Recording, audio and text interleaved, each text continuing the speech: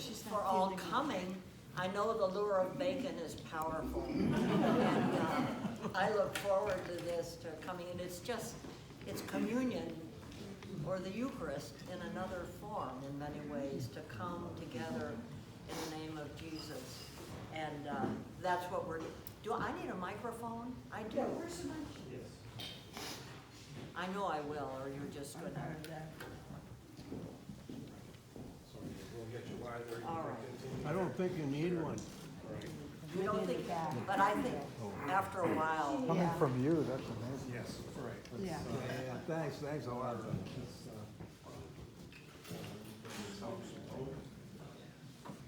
Sorry.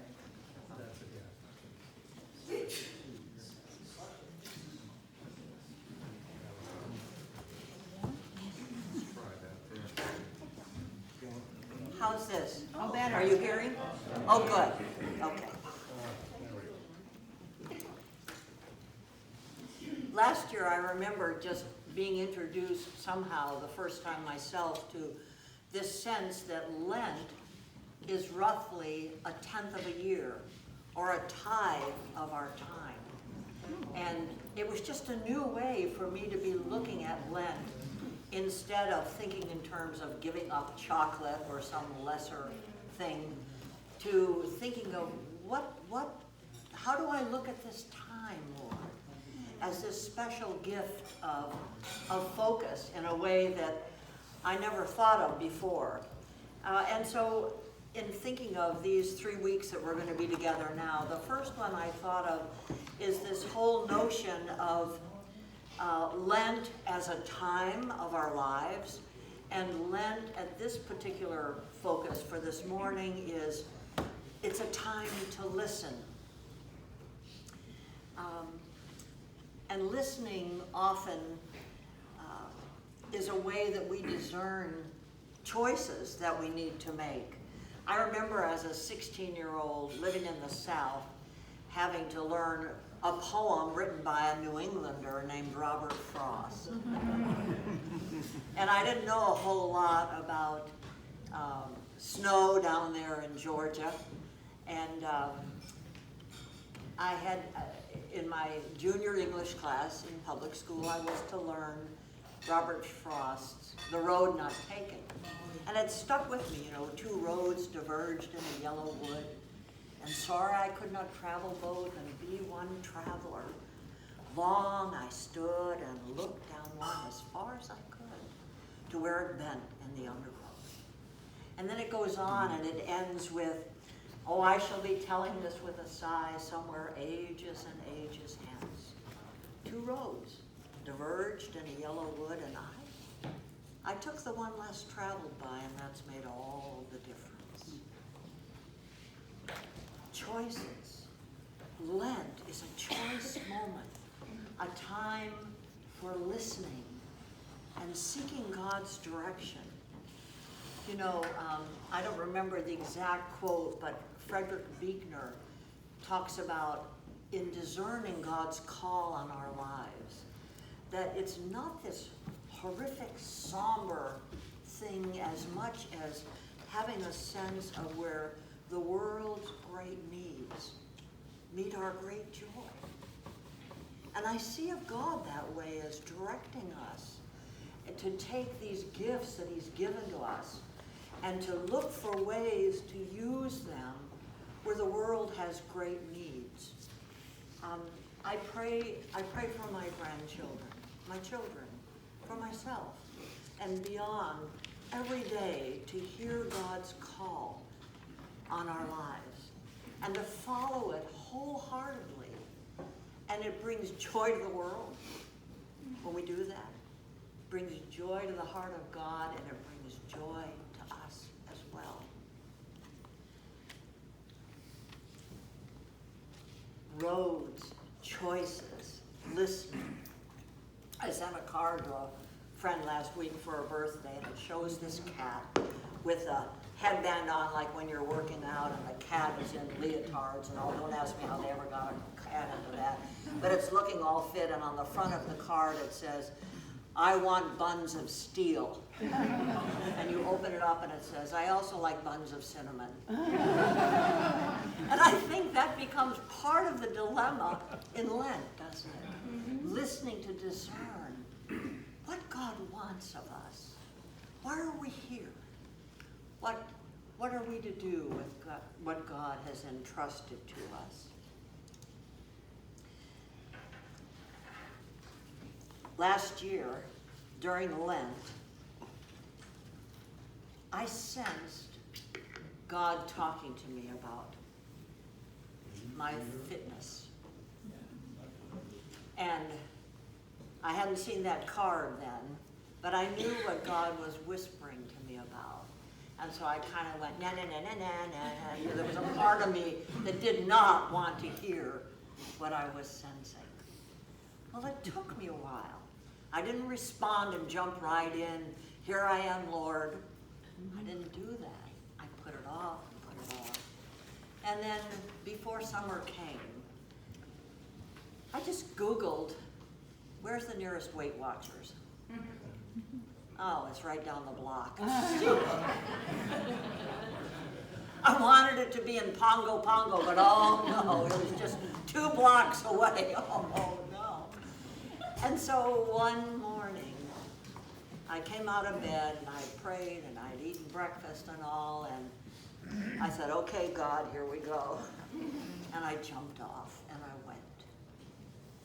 And I signed up and I looked around, and there we sit, all shapes and sizes and ages, men and women, mostly women, because it was a morning one at 10 o'clock in the morning. And there were spouses of fishermen and who would talk and share, my husband needs these great big meals and I can't, it's so hard for me. And others who had one situation or another. But I thought, this is where I need to be. I need to be where I'm paying attention, not just to me, but other people.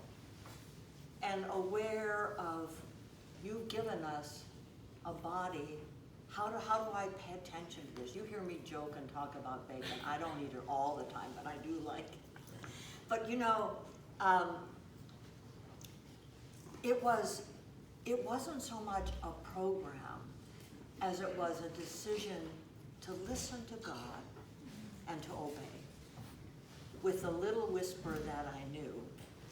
And a couple of weeks ago, I was there sitting with the group, and there was one woman who was new to the group, and there's a new program where you can kind of eat all the vegetables you want, all the fruit that you want, whatever. It's kind of, it doesn't have specific limits on it, not weighing things or whatever. That's long gone. And so this one woman was new, and she said, well, how many grapes can I eat? She needed to know, and well, you know, you have a sense, kind of, don't you, if you're full, that maybe that's sort of enough. How many? No, I need to. And finally, the woman next to me leaned over and said, face it, honey, none of us got her from eating too many grapes. And I love that. I love being a part where there's some honesty. But it all becomes a matter of listening, doesn't it? Listening to God. And so this time is really a journey, I would say, to the heart of the matter. And the heart matters, as we've been learning from Patrick and Susan and Dean. What grabs our hearts grabs us. In Proverbs 4:23, it says, above all else, guard your heart, for it affects everything else that you do. Proverbs 4:23, above all else, guard your heart, for it influences everything else that you do. Now, I want to tell you, if any of you are looking at this sheet, that's not an outline. If you know me, you know you're not going to be getting an outline pretty much. But these are some things I thought you might want to look at or think about at another time. To listen, though, I've been realizing, is not just to hear sound. Hearing involves sound. But it's to understand. It's to really listen. I think one needs the mind and the heart to be engaged and attentive. My husband was a good listener. I miss that very much. Sometimes I'm too quick to give an answer. Sometimes it's hard for me to listen. If some of you see me in church, I take notes, and I took that up a long time ago to help me to be focused, not let my mind wander, and to pay attention better. Last week, Huntley was talking on the Sabbath, and he used an illustration from Winnie the Pooh, but I loved it, and it said, part of the quote was, "Don't underestimate the value of listening to all the things you cannot hear." Don't underestimate the value of listening to all the things you cannot hear. What are some of those things? What might some of those things be? Silence. Silence. Silence. Wasn't there a song about that? The song of Sound of Silence? What else? What can you listen to without words? Falling leaves. The what? Falling leaves. Falling leaves. Breezes. Falling leaves. Some other things. All the things, all of the listening to all the things we cannot hear. What speaks to you without words? Let's shift at Your that one. conscience. What are some things that speak to Your you? conscience. Your conscience? Oh, Lord, yes. What else? Love. Love. Love. Yep. What else? Works of art. Works of art. Oh, that's the truth. Nature. Nature.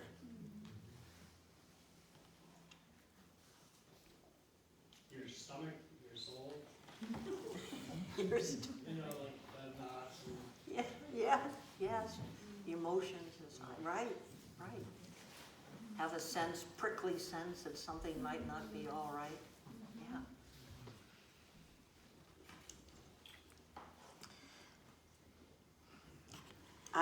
There was an interview with Don Rather with Mother Teresa. Some of you may know this story, but he asked her, which is kind of an odd question in a way, but he said, when you pray, what do you say? And she said, I listen. So then he said, well, what does God say to you? And after a long pause, she just smiled and said, he listens. Isn't that wonderful? Think of it. If Lent is a season and a time to listen with mind and heart and spirit, what might we hear? You know, when I talk about praying about God's call on the lives of my grandchildren and children and our larger family, I don't think it's just this one-time call from God. It may be through a particular gift God's given you that that's his call on your life. But I think every day there's a call. I think every day there's a call on our lives when we wake up.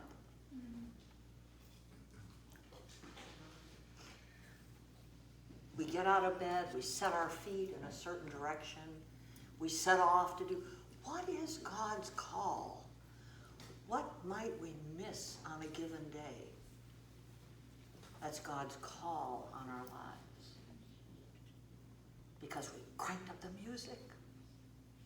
We did something else that got the pulse going and following a different beat. Then be still and know that I am God. What do you say to God when you pray? I listen. What does God say to you? He listens.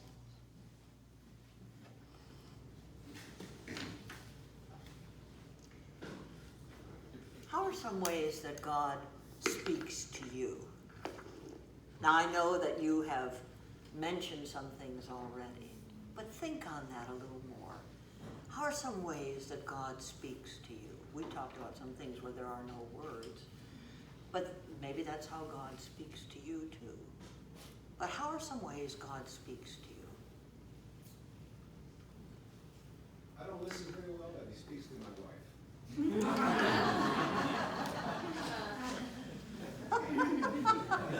Thank God for Meg.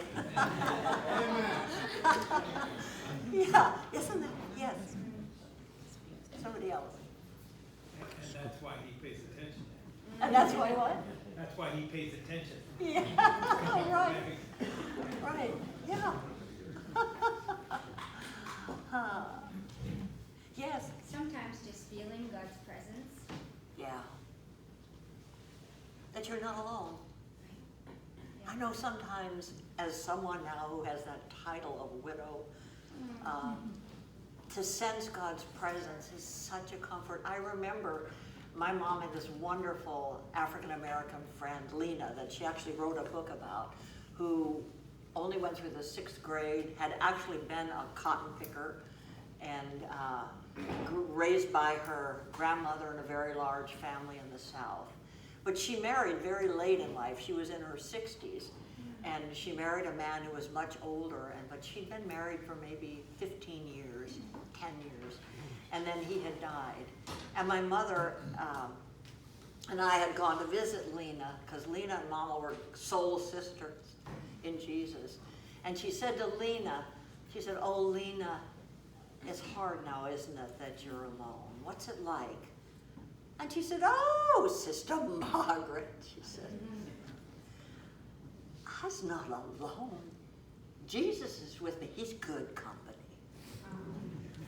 I think of that. I sense Jesus with me sometimes. Sometimes I sense Judd, but we won't go into that. But anyhow, I love this sense of we're not alone, that you have a sense of Jesus, of God being present with you. Anyone else? Something else? Well, in the morning when I'm praying or thinking about scripture, God just puts a good thought in my head. Yeah. Yeah. Well, I started thinking about some of the ways, like, you remember that New Testament story when this woman is caught in adultery and there line up all the ones with the stones ready to do what was okay to do in that tradition, to stone her. And Jesus just quietly knelt down and with his finger wrote in the sand. Then there's King Darius and Daniel in the lion's den, and he had to follow that law of the Medes and the Persians and put him into the lion's den because he had broken the law that the king had kind of been tricked by his ego into doing. But anyhow, he goes rushing the next morning to see if Daniel's okay. And before he hardly gets there, he's shouting, "Daniel!" And I wonder if he heard lions purring. Not because they were filled up with Daniel, but God had done something. A sound of who this God is. And Darius says, "Yours is the God I'm going to follow."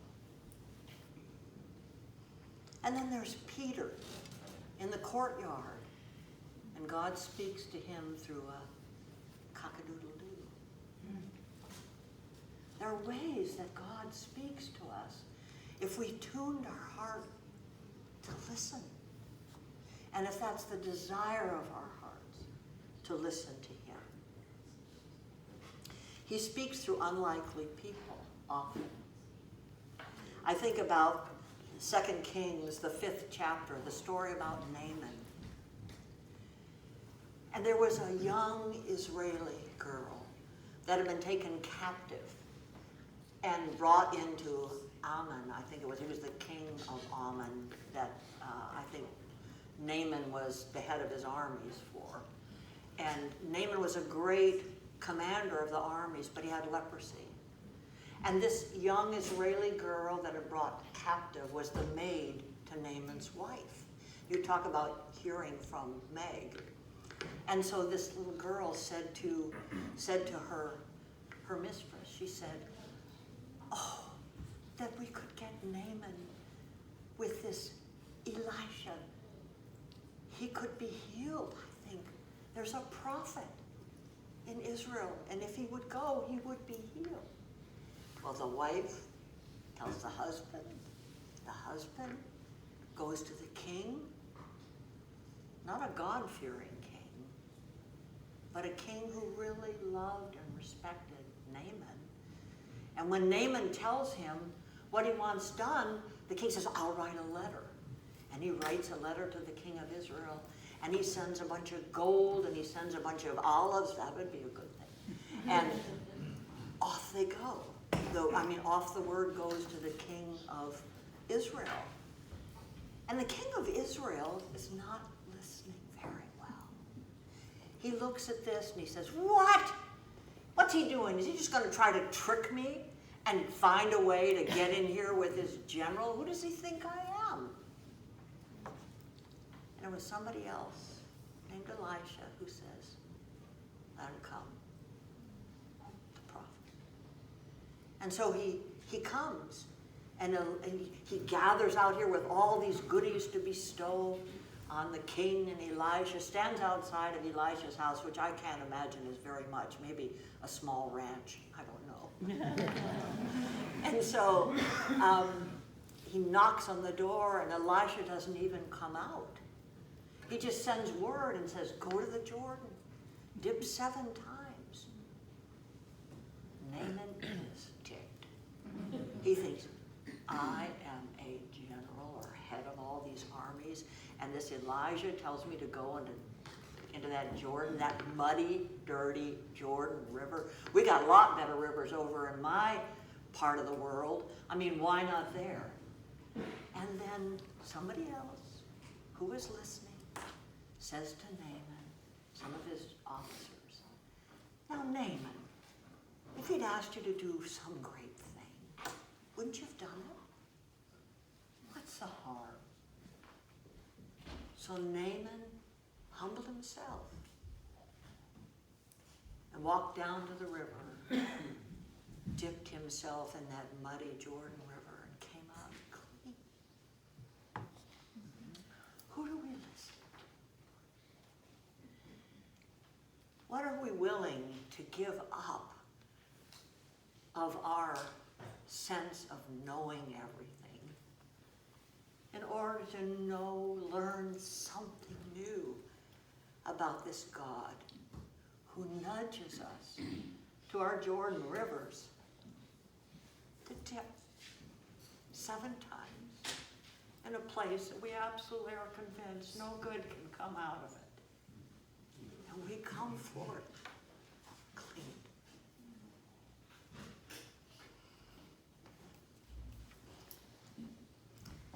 I was a little girl living in Chicago, Illinois, where my daddy was a preacher. We lived on the 2nd floor of a flat in Chicago, as we called it. Unlike my grandparents, this flat had hot and cold running water. When Grandma had lived in theirs, they were on the 3rd floor and they had just cold water. You had to pay more to get the hot water.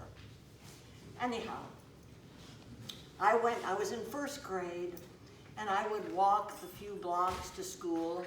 That was a time when there wasn't yellow tape all over the world cautioning us about walking places and doing things. And we could just go walk to school. And at lunchtime, there were no hot lunch programs. You walked home for lunch. And so at lunchtime, I would walk back home and climb up the steps to the 2nd floor, and I would have to, Italians owned the building, and they were on the 1st floor. And the Pernas, they had a little arbor out in the back where they grew grapes. My daddy warned me they did things with the grapes in the basement that I wasn't supposed to drink the things that they would bring up from the basement. Now I wouldn't obey him, but then I did. And then I could smell this tomato sauces that she would be simmering on the burners, and it smelled so good. But I was told to come straight home, so I would get up those stairs and get up to the, once in a while Mrs. Perna would come out and she'd go like this. She'd have a spoon and give me a taste of something that she was cooking or doing. So I would get upstairs, and it was a habit that I had, that Mama had, I'm sure, trained me in part. We didn't go sit in front of the TV and watch commercials, but I sat in front of a great big piece of furniture that was called a radio. And there that great big piece of furniture sat, and I would get up as close to that as I could and almost put my ear against that soft screen that was there and listen to a radio station called WMBI, which came from the Moody Bible Institute. And a woman named Aunt Teresa would be telling stories at noontime over lunch hour. I would listen to her tell these stories, and oh, I could hardly wait. And Moma'd be getting lunch ready while I would be sitting there listening. As I listened this one time, she was telling about this shepherd who loved these sheep. And he loved them so much that there was just one that was wandering off there. He left the others protected and went off to find this. And this shepherd was calling, "Lamb, lamb," and went down into the valleys. There were brambles and thickets and thorns.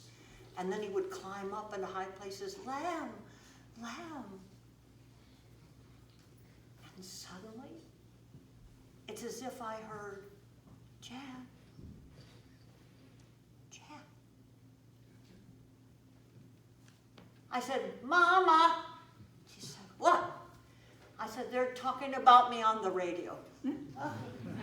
She said, she came on in, dried her hands off her apron, and said, "What are they saying?" I said, "Well, Aunt Teresa is talking about this shepherd that loves these sheep, and one of them is lost, and he's calling for that lamb, and it's me, Mama." She said, "Do you know the name of the shepherd?" I said, "No, she didn't tell me." She said, "It's Jesus." I said, "Jesus? He knows my name?" "Yeah, he knows your name." She said, "He loves you." I said, "Is this the Jesus you sing to me about at night when you tuck me in?" "Yeah." "Is this the Jesus that Daddy talks about in his sermons?" "Yes." "He loves me?" "He loves me." I said, "Well, Mama, I want him to find me. Will you tell him where I am?" She said, "You can tell him." I said, "Jesus, here I am." And a little 6-year-old child was found by this Jesus who listens to the faintest cry. We sat in front of that radio and sang a song, "Into my heart, into my heart, come into my heart, Lord Jesus. Come in today, come in to stay. Come into my heart, Lord Jesus." Lent is a time to listen. To listen to the God who calls you by name and who loves you. And when you hear that call, day after day, the calls that come from him to follow. There is no joy, though it may be really hard, like following Jesus with all your heart. Last week, it is the verse I wrote for you and for this lesson from John 10:27. "My sheep listen to my voice. I know them, and they follow me. My sheep listen to my voice. I know them, and they follow me.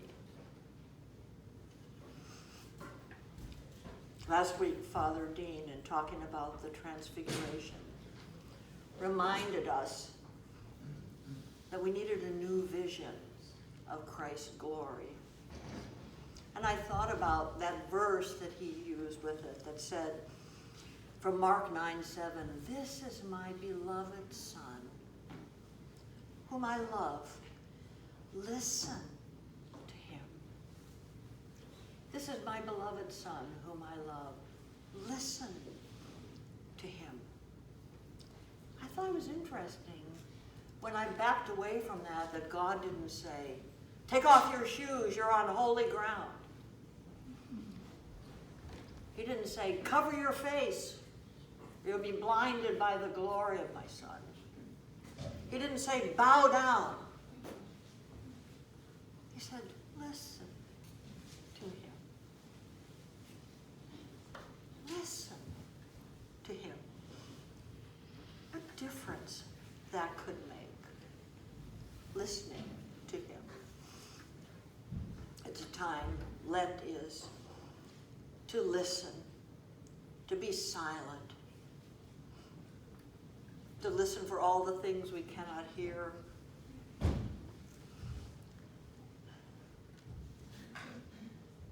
The heart hears more than we know. The heart hears more than we know. I'm going to tell you another little story. I have to be careful where I wander here. Prone to wander, Lord. I won't sing that one. Though that could be my theme song.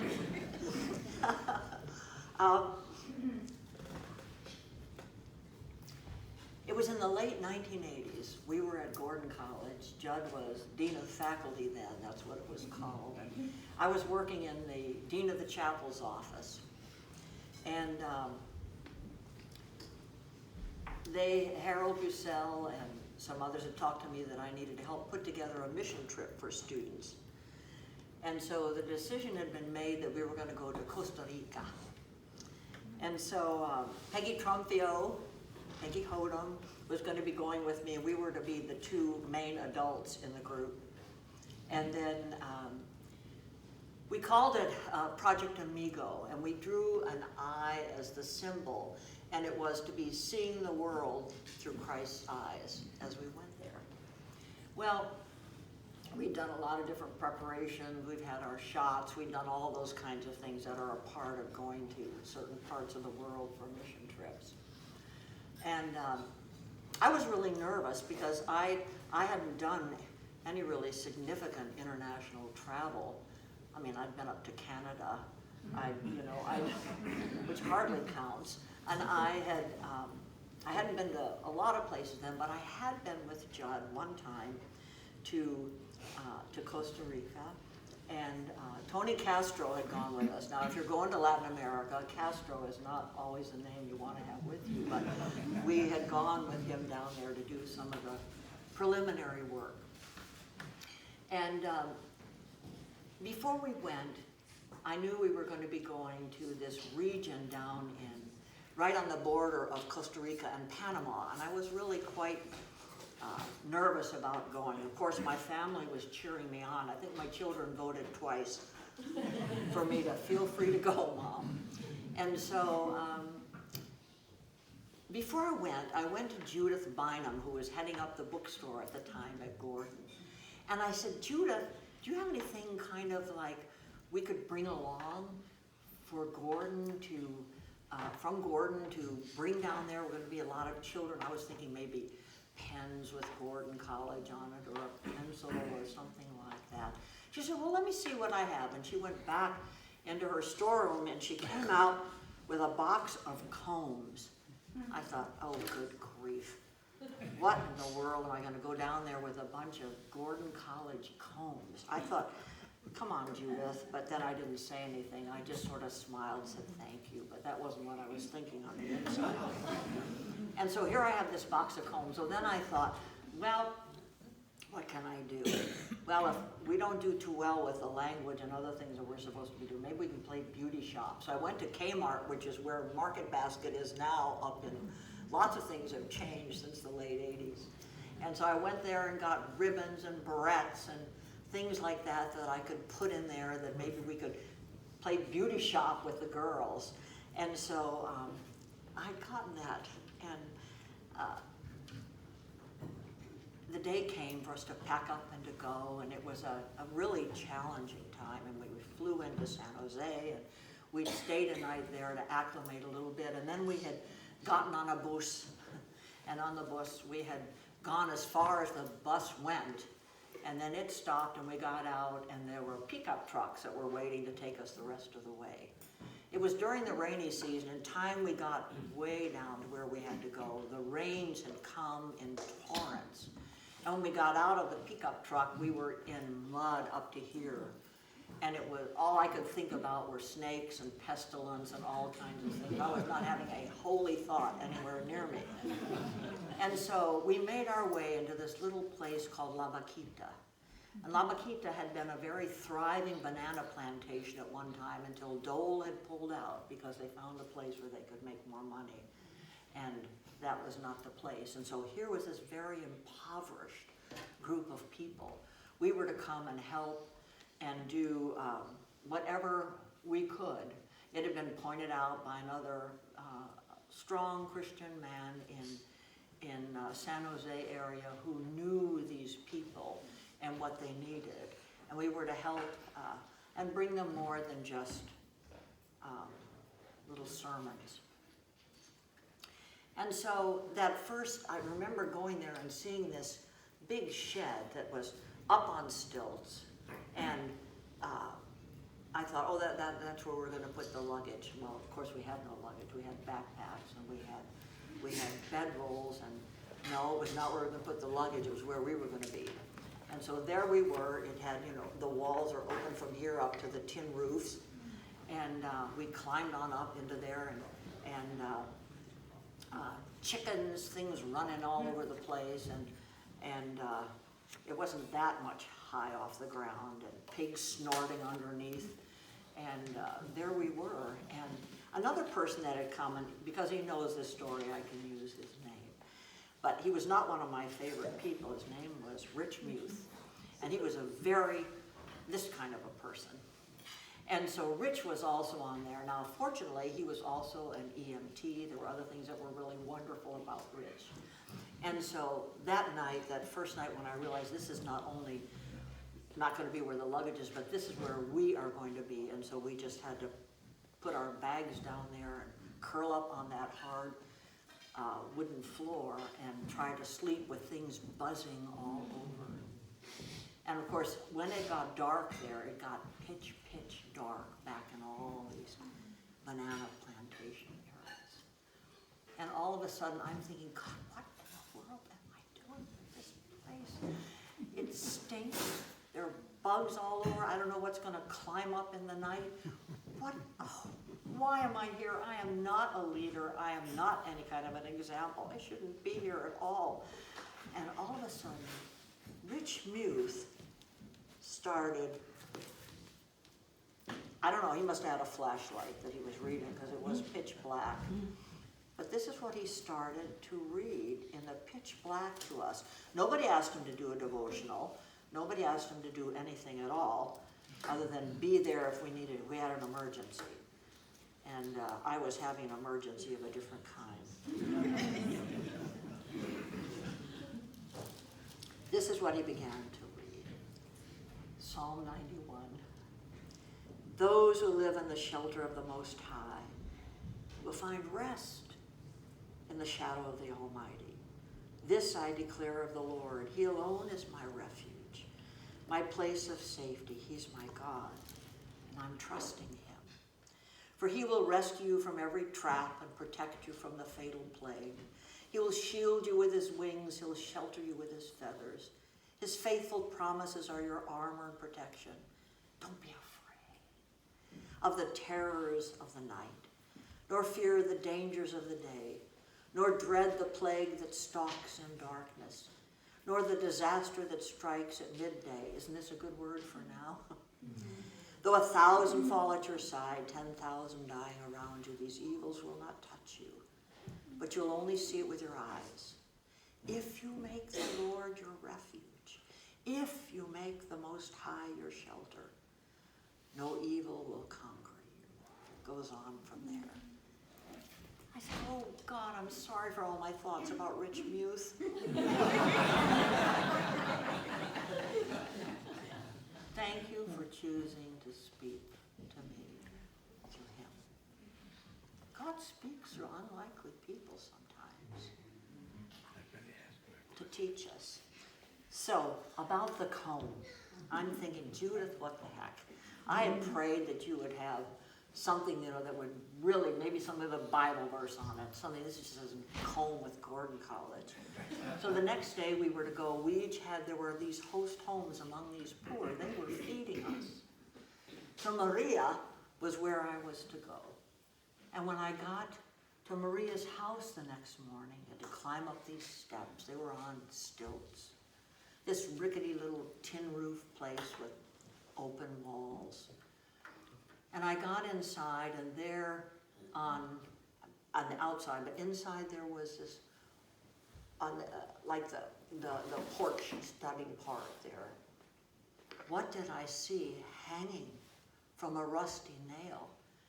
A piece of twine and a comb with most of the teeth missing.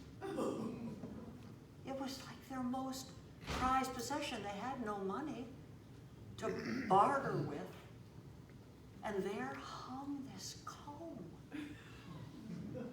I said, oh God, I'm sorry again. I feel like I spent my life telling you I'm sorry for this, that, and the other. God knew that it was a wonderful way to communicate to these people. I see you. I know your name. I love you. Everybody got a comb. I had so many combs. It was like Christmas had come, like they never could have imagined. Everybody clutching these combs.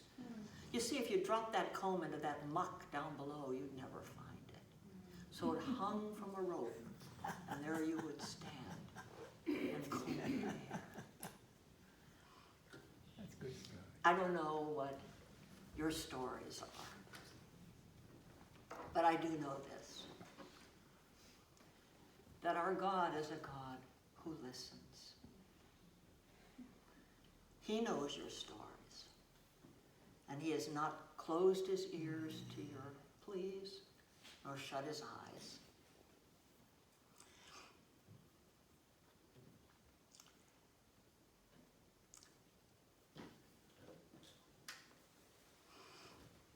There's a woman named Clara Scott who lived from 1841 to 1895, and she wrote a song. And it was a couple years before she died, she wrote this song. And yesterday, what made me tell you this story was I was at Jack Haas's memorial service, and there was a Lynn McLean who had gone with me to La Vaquita on Project Amigo years ago. It was so fun to see an alum who'd been part of our group, and it reminded me of the story. And it reminded me then, too, of this song.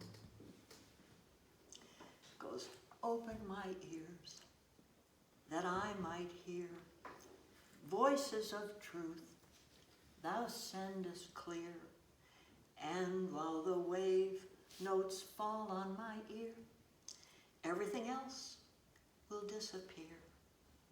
Silently now I wait for thee, ready, my God, thy will to see. Open my ears, illumine me, Spirit divine.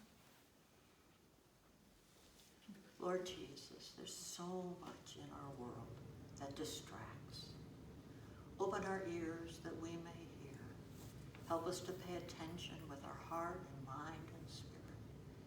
hear what you have to say, and then to do it. My sheep hear my voice.